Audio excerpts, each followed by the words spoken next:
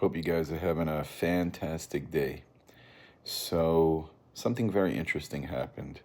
I wanted to talk to you guys about the negative aspects of texting.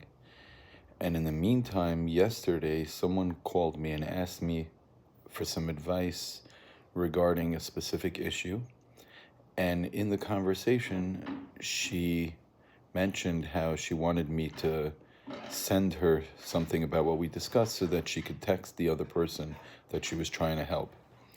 The problem is that no matter how much you're helping somebody, once you start involving texting as a very real part of the solution, you have the problem that texting is involved because texting really minces up words. You don't get somebody's feelings, you don't get their aura, you don't get what they're trying to say, or if they're being mean or offensive or emphatic or excited. You really have no clue. You're just guessing based on your knowledge of them, which means that the better you know somebody, the better texting works.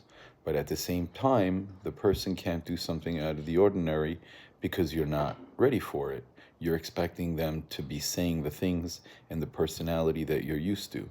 So when you're trying to help somebody, texting, it's a big challenge. As I'm sure you've heard them say, and it's true, texting is meant for I'll be there in 5 minutes or I'm here, come outside. Anything more than that, you have to be very, very careful about having deep conversations where you're trying to joust, so to speak, when you're trying to convince somebody of something or debate somebody. It's just not the right thing to use. And so I just thought it was worth bringing up since we're working on self improvement. One of the things we have to be very, very careful of is not to rely as a handicap on texting because that's what happens. It's so much easier to deal with somebody through a text when you don't want to have to face them. But when you have to face them is exactly the worst time to be using a text. I'd like to wish you guys blessings and success.